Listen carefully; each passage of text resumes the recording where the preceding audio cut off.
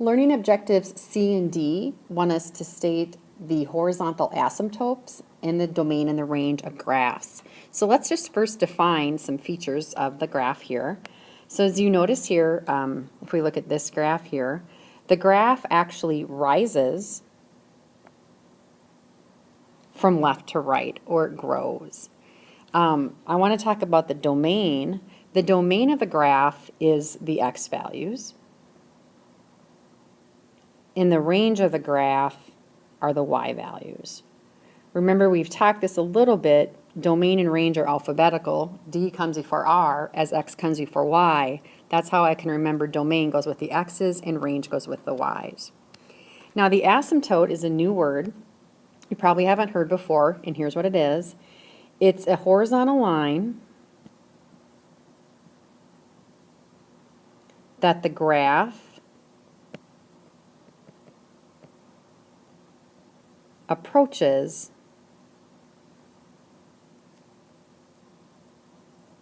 but does not cross.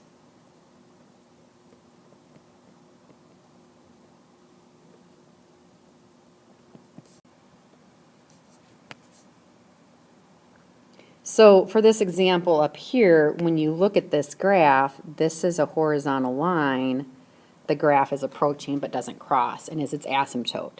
So I'm going to look at 4 examples, and we're going to graph them on the calculator, define the domain, the range, and their asymptotes. Now on the graphing calculator, you're going to go to the y equals button, and on the y equals button, you have to be careful for this first one to graph it.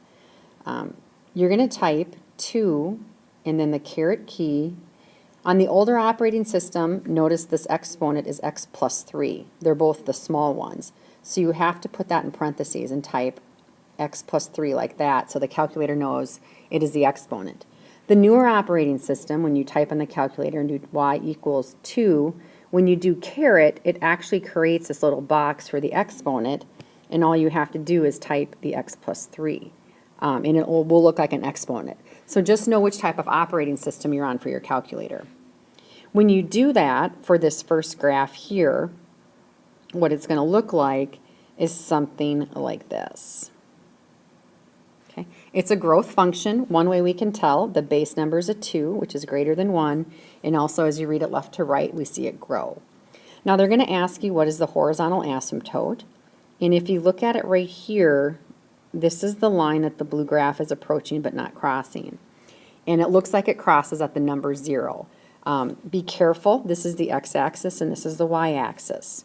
Remember, horizontal lines are defined by the axis it cuts. So this red line is crossing the y-axis. So the equation for our asymptote would be y equals, and you just look at the number it crosses, which is at 0, so it's y equals 0. I want to graph a second one, and let's continue just talking about the asymptotes. If you put this in your graphing calculator, here's what this one will look like.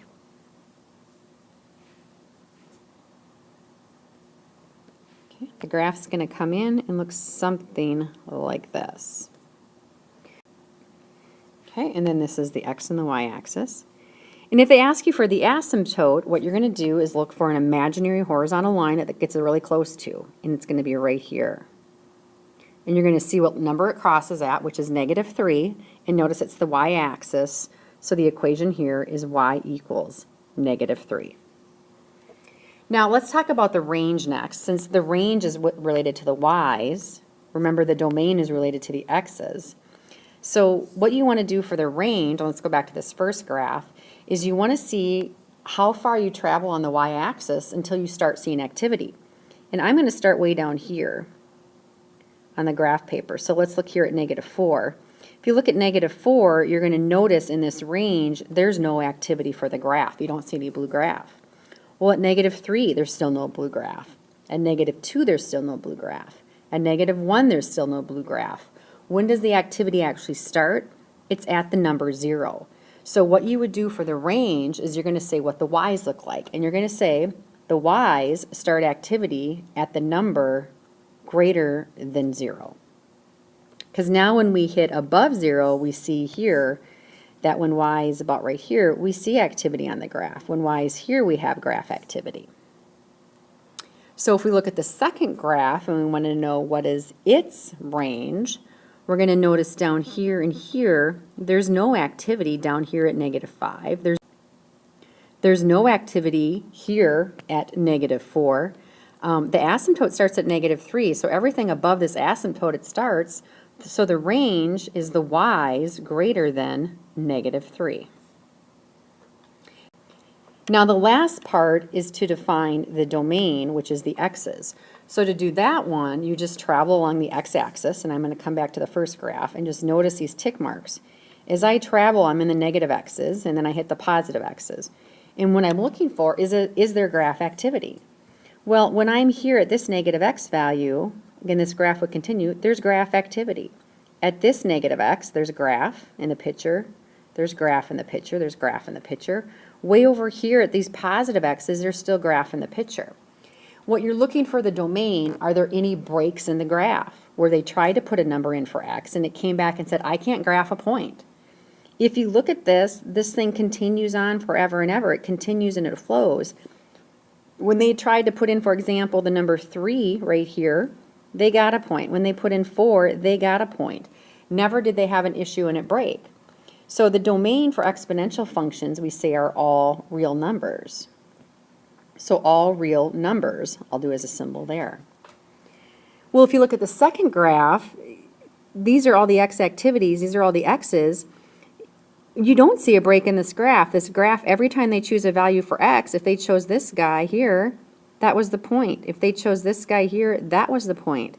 This one here, that was the point. They always got an answer. So the domain, x can be any, all real numbers. I want to look at just 2 more of these. Let's look at number 5 and number 7. Let's just graph them first. And I'm going to graph number 5 down here. So number 5, when I graph it, I will tell you, is going to come out looking something like that. Number 7, when I graph that one, is going to come out looking something like this. And let's just talk about, again, those horizontal asymptotes. So if you do the horizontal asymptote first, look at this number 5, you're going to notice the line it gets close to is 2, so it's y equals 2. The horizontal line here is actually the axis, so this is y equals 0. Now the range for it, if we look at the range of this graph here, this first number 5, there's no activity in these negative y's, no black graph. We do not get any graph activity until we surpass number 2. So the range is all the y's greater than 2. On number 7, there's no y activity down here in the negatives, 5, 4, 3, 2, 1. At 0, we start to see graphs, so everything above that, so the range is the y's are greater than 0. And as we said on the last slide, the domain, there's no break in this graph. This is a very flowing graph. Never did they pick an x value, and we're not able to make an ordered pair. So the domain, again, is just all real numbers. Everything works. And then the domain on number 7, again, would be all real numbers again.